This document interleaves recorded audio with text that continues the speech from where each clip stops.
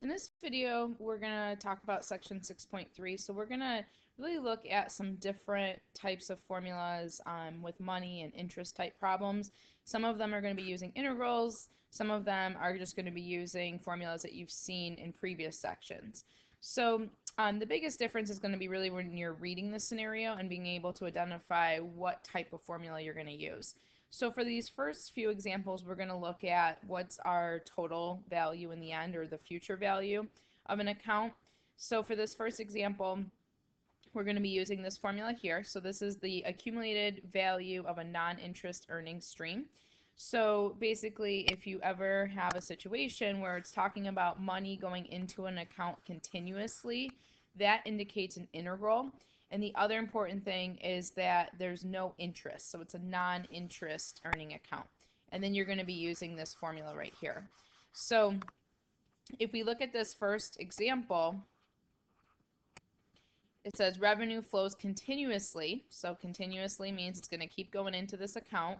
And here's our function that we're going to use. Here's the rate that it's going into this account. So basically, in this case, since it's a constant function, it's just adding $128,000 per year into this account. And then as the money is received, it is placed into a non-interest earning account. So that's important because that indicates we're going to be using this formula up above. We want to know how much money has accumulated in the account at the end of a 3-year period. So basically what we're going to do is we're going to integrate from 0 to 3. So that indicates here that we're going to integrate from 0 to 3 years. And again, the reason why I know it's an integral is because it's continuous money flow. So it's money that's going into an account over and over. So let's kind of identify these. As I do these problems, I'm just going to kind of write to the side how I know what formula to use. So this is a continuous money flow without interest. Those are the key words here. So that indicates, I'm going to use the formula from up above. So from 0 to t of f of t with respect to t. So now if we're trying to find the amount or the future value, we're going to integrate from 0 to 3. My function here is 128,000, so it's just a constant. And then we go ahead and we just do a regular integral. So from here, it's not anything new, it's just setting it up as the new part. So when I go to do this, the integral of 128,000, or the integral of a constant, will always be that constant times t. And then I'm going to be plugging in 0 and 3. So I have 128,000. 3 goes in first, minus the 0. And again, in this situation, that 0 is just going to go away on this side. So I end up with really just 128,000 times 3. So we're talking money, so $384,000 is what the account would have. Now, you could have figured out this problem definitely without integration, because you could have just said, okay, if I'm putting in $128,000 per year for 3 years, well, you just do 128,000 times 3 and you'll get your answer, which, if you look, that's exactly what ended up happening. But this is just a situation of what happens if your function isn't a constant, or you have some kind of different scenario where you would want to be able to use this. So that's the first one. The next one, we see this formula is for a one-time lump sum interest earning investment. So that means you're only going to put money in once, and then it's just going to sit and grow. So see how this is not an integral, because you're not constantly adding the values together. Integrating really is just the accumulation. So you're adding up the values that you keep putting into the account. So in this case, I'm just looking at a one-time lump sum, and it's just going to grow on interest. So you've already seen this PERT formula. So your amount equals your principal, or the initial amount you put in, times E raised to the rate times time. So let's go ahead and look at this one. So here's our example, and you're going to see very similar investment. So we're doing $128,000, but the key words here, it's a one-time lump sum, and it's going into an account that's paying interest. So the fact that there's interest tells me that I have to consider that, which means I have to use the formula from up above. So this kind of problem I would classify as a one-time investment with interest. So it's not continuous. You're putting money in once. So that indicates we're going to use our PERT formula. So the amount is going to be your initial investment, so the $128,000, times E. Remember, E is just a number. This rate is going to be as a decimal, so 0.07. And now for 3 years. So then 3 is your time period. And then we would just type all that into our calculator, and we get $157,910.79. And again, we're rounding 2 decimal places because we're talking money. So that's it. So now you've seen one where it's a one-time with interest, and you've seen one where it's continuous without interest. So next we're going to look at continuous with interest. So if we look at this scenario, it's kind of, so let's just kind of read through this problem here. So suppose that at the end of each month, for 6 months, $100 is put into an account paying 6% annual interest. So we have interest, and we have, for 6 months, we have $100 into an account. So this indicates that it's continuous for 6 months. And then it says, except for the last $100, which earns no interest at all because it was just put in at the end of the month, or at the end of the 6 months, each $100 earns interest over a different period of time using the continuous compounding formula. So using what we just talked about in the last problem, how could you solve this problem? And then also keep in mind here that since the interest is 6% annual interest, we're looking at monthly because we're talking about 6 months. So basically we're going to take that interest and we're going to divide it by the 12 months. So this is going to be your monthly interest rate. So if we, this is a typo too, you can fix that, money. And then if we just kind of look at this, I didn't want to do this problem with you, I just wanted to kind of show you what would happen because this is kind of a very long approach to something that could be done much easier. But I wanted you to kind of understand the math behind what's going to happen when we use integration. So for this, we're using our PERT formula. So remember, this is for a one-time lump sum interest earning account formula. So basically, if we use that, well, that means, okay, we look at the deposit on the first month. We put $100 in, so there's your one-time investment. That means after it can get interest for 5 months, because it went in at month 1, there's 5 months left for it to be able to get interest on it, you're going to get $102 from that investment.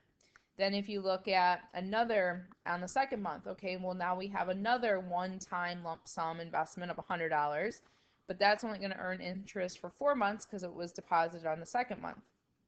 So here's that. You get $102 from that one. Then the third month, you put $100 in, one-time investment. Okay, well, that's only going to earn interest for 3 months, so you get $101. And then you basically just continue this process. So if you look at each of the individual deposits for the 6 months, you add them up. So you're basically looking at each of those deposits as, here's the one-time lump sum, here's how many months it's going to earn interest. And that's how we're using that PERT formula. So this represents, you add those up, this represents the total amount. So you can probably already think how this could be a nightmare of a problem if, let's say, you wanted to look at 20 years, right, or 100 years. It could be a nightmare because you'd have to find each of those individual amounts and then add them together. So luckily, the question here is there a shorter method to finding the future value of an annuity? Yes, there is. We can use integrals. So that's kind of how this is tying together. So we can use integrals.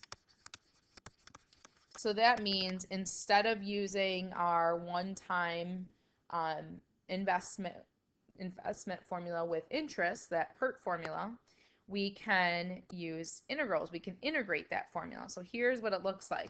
If you want to find the future value in an account or the amount at the end, you can use this formula here. And if you look at this formula, it's almost like that PERT formula that you're integrating. The only difference is this is can be written as a function. So it might not be constant. Most of the time you're going to see it as a constant though.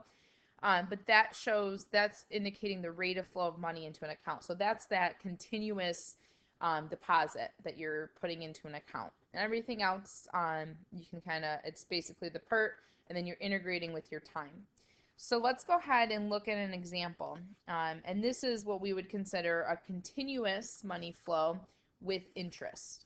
So that's kind of combining what we saw. So we saw for the first problem with integrals, you use it whenever it's a continuous money flow without interest. And then we saw a one-time lump sum with interest was that PERT formula. Now we're kind of putting those together, because what happens if you want to have a continuous money flow with interest?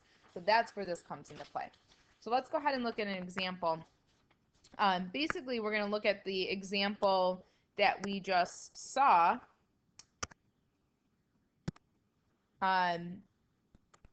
Where you saw it worked out using the old method or a long method, we're going to use this formula.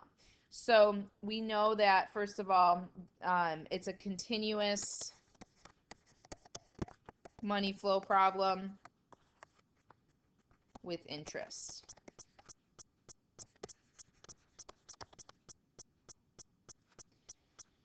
So let's start with writing our formula. So our future value is going to be the integral from 0 to t of f of t times e to the rt with respect to t. So we have, if we go back to the previous page, we're putting in $100 each month. I'm just going to kind of write this stuff down. For 6 months.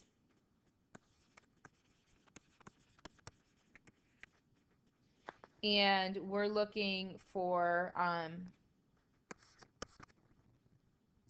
the rate. We need that as well, because we know the 100's going to go here. We know the time period's going to be 6 months. And we need to know the rate. So remember, the rate that they gave us was an annual rate. So let me just kind of write that out. So the annual rate going back was, I'm just going back to the previous page here, was 6%. So 0.06, but we have to find the monthly rate, which was already done on the previous page, but just to kind of show that again. So I'm going to divide that by 12, so my monthly rate is going to be 0.005. So you're going to see that that's going to go into my formula here. So let's go ahead and start plugging in. So remember, this is a continuous with interest problem. My time period here for the saving is 6 months, so from 0 to 6 months. I'm doing $100 each month. One important thing here is that you want to make sure that all your units are the same. So if you're talking about 6 months, well then the deposit has to be monthly. It can't be yearly. So you might have to adjust that just to make sure that it makes sense. So just keep that in mind. And then E, my rate is 0.005. And t I'm going to leave because that's going to be my variable for integration. And then in the end, you'll end up plugging in the 0 and 6 in for that t. So let's go ahead and do our integral. So we're going to keep that 100. You could bring it out in front, but really it doesn't really matter for this. So I have, remember when you integrate with e, you keep everything the same, but then you have to divide by that number in front of t. And then I have my bounds, my 0 to 6. And then we can go ahead and divide those out. So you get 20,000 for that. E to the 0.05t. I have my bounds. And now I'm going to go ahead and plug in. So I have 20,000 e to the 0.05 times 6 minus 20,000 times e to the 0.005 times 0. Make sure you don't just cross that one off because now we're dealing with e to the 0, which means it's going to be 1, so that's going to be important. So we're going to have these numbers being subtracted. So this is going to be, type that in your calculator, this ends up just being minus 20,000, and we end up with $609.09. And remember, I'm rounding to 2 decimal places because it's money. If you compare that to what we got on the previous problem, very similar. So again, that shows you that integrals are going to be way quicker to use for this type of problem. And you're getting pretty much the same answer. It might be off a little bit. So if we look at the next problem, it wants us to use the same values, but to look at a 20-year period. So here's a situation where you definitely wouldn't want to go the long way. Plus, when you're doing it that long way, you get more rounding errors because you're constantly rounding those numbers. Where your integration, you're not rounding till the very end. So that's your more accurate answer. So just keep that in mind. That's why we like integrals. So in this case, we're looking at a 20-year period. But notice it says 20 years, not 20 months. So that's the first thing that sticks out to me that we need to take care of. Because remember what I said, all the units seem to be the same. So since our monthly deposit's $100, let's just convert this over to months instead. So if we have 20 years times 12 months in a year, that means there's going to be 240 payments.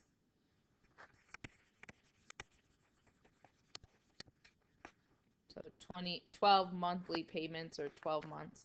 So that tells us there's 240 total payments. So what we're going to do, so again, this is another continuous with interest problem.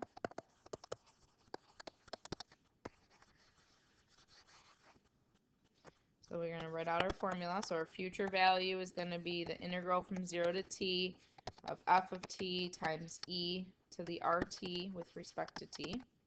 So we plug in, so it's going to be 0 to 240. $100 is the continuous money flow. E, and we are going to use that same rate. And then times t with integrating with respect to t. So we have our integral is going to look very much the same because it's the same problem. So 0.05, keep that exactly the same. And then remember to divide whenever you have you're integrating with respect, or integrating with e to a power. So we divide by the number in front of t. So there's my integral, and then the only difference here is we're just plugging in different numbers at the end. So I'm going to just rewrite this as 20,000 again, dividing those out.